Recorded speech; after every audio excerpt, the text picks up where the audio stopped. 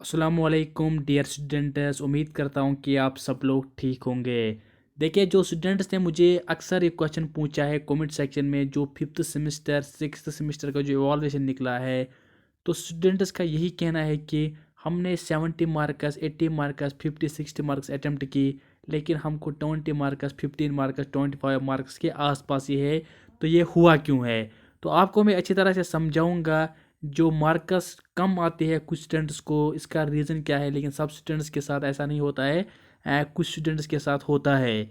Video को and तक देखना, अच्छी तरह से देखना, तभी आप अच्छी तरह से समझ पाएंगे। वीडियो को आगे बढ़ने से पहले अगर आप फर्स्ट टाइम इस चैनल पे हो, प्लीज़ चैनल को सब्सक्राइब करो। और मैंने आपको व्हाट्सएप ग्रुप की लिंक डिस्क्रिप्शन में दी, आप व्हाट्सएप ग्रुप को ज्वाइन करो। व्हाट्सएप ग्रुप की लिंक मैंने डिस्क्रिप्शन में दी, आप व्हाट्सएप ग्रुप को ज्वाइन करो। मैं वहाँ पे भी इंपॉर्टेंट अपडेट्स शेयर करता हूँ।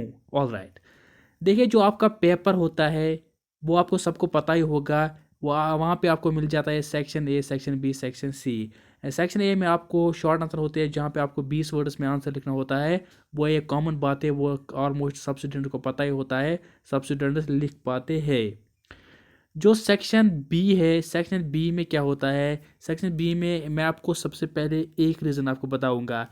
कभी कभार कोई क्वेश्चन होता है एक्सप्लेन, एक्सप्लेन होता है, एक्सप्लेन के रिलेटेड कोई चीज़ आपको एक्सप्लेन करना पड़ता है, या डिस्कस। जो ये दो टर्म्स है ना, इनको आपको आंसर लिखना पड़ता है कुछ अलग तरीके से। अगर एक्सप्लेन है क्वेश्चन में, किसी भी क्वेश्चन, कोई भी क्वेश्चन है आपको, फिर ये एक्सप्लेन, आपको एक्सप्लेन करना है वही टर्म जो वहाँ पे आपको एग्ज़ाम में पूछा जाएगा।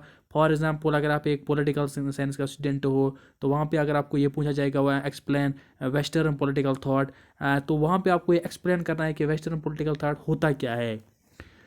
फिर आता है डिस्कस। डिस्कस में क्या होता है? डिस्कस में आपको करना होता है, डिस्कस में आपको आंसर लिखना होता है उस तरीके से जैसे कि आप आपस में किसी से बात करते होंगे, उसी के हिसाब से आपको डिस्कस में लिखना पड़ता है। सबसे पहले तो आपको जो दो क्वेश्चन है उनमें से आपको सबसे पहले थोड़ा सा पहले इंट्रोडक्शन लिखनी पड़ती है, उसके बाद थोड़ी सी बॉडी लिखनी पड़ती है, एंड पे कंक्लूजन करना पड़ता है। जब आपकी मार्किंग होती है, तो वो जो मार्किंग करने वाला बंदा होगा वो बहुत ही खुश होता है, तो आपको वहाँ पे चांस होता है कि मैक्सिमम मार्क्स आप मिल सकते हैं।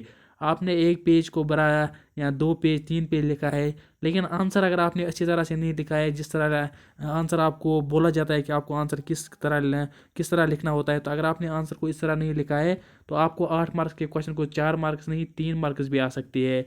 तो अगर मार्किंग करने वाला कोई ऐसा होगा जो आपको बहुत ही अच्छी तरह से देखेगा, जो आपकी जो वो आंसर है वो अच्छी तरह से एनालाइज करेगा। ये तो एक हुई है बात। दूसरी बात क्या है, कुछ स्टूडेंट्स क्या करते हैं काम, कुछ स्टूडेंट्स अगर क्वेश्चन नंबर 4 उन्हें लिखा है आंसर शीट पे, तो क्वेश्चन नंबर 5 भी लिखते हैं, बिल्कुल उसी के नज़दीक लिखते हैं। कभी कभार उसकी मार्किंग भी मिस हो जाती है, जहाँ तक एक्सपर्ट्स का कहना है। तो आपको पूरी तरह से गैप रखनी है, तभी आपकी जो हर कोई जो भी आपका क्वेश्चन आपने लिखा होगा उसकी मार्किंग अच्छी तरह से होगी। ठीक है ना? उसके बाद है यहाँ पे एक और फॉल्ट जो स्टूडेंट्स मेरे हिसाब से करते हैं। देखिए, आपको वहाँ पे ऑप्शन भी मिल जाता है, आपको वहाँ पे ऑप्शन मिल जाता है सेक्शन ए में नहीं, सेक्शन बी और सेक्शन सी में। कुछ स्टूडेंट्स आर पार्ट भी लिखते हैं। कुछ स्टूडेंट्स ये मान लो कि क्वेश्चन नंबर 5 है, उसका आर पार्ट भी लिखा है, तो फिर बाद में ना उस क्वेश्चन को आंसर मिलता, जो मतलब मार्किंग होती है, जो उसने लिखा है वहाँ पे सीधा उसको क्रॉस मिलता है। तो एक मैं ग्रेजुएट लेवल के स्टूडेंट को ये सेंस होनी चाहिए, तो आपको वहाँ पे एक ऑप्शन मिलती है, तो इससे भी आपकी मार्क्स कम हो जाती है। दूसरी बात यह है कि आपकी जो मार्किंग है ये उससे भी कम हो जाती है। ऐसा नहीं कि आपकी हैंड राइटिंग कैसी भी है, लेकिन आपका क्वेश्चन का जो आंसर है वो अच्छी तरह से मैं कहूँगा खूबसूरत दिखनी चाहिए, कि आपका आंसर परफेक्ट होनी चाहिए, तभी आपको मैक्सिमम मार्क्स मिल सकते हैं। 8 मार्क्स का क्वेश्चन है आपको 8 मार्क्स मिलेंगे, 4 मार्क्स का क्वेश्चन है आपको 4 मार्क्स मिलेंगे।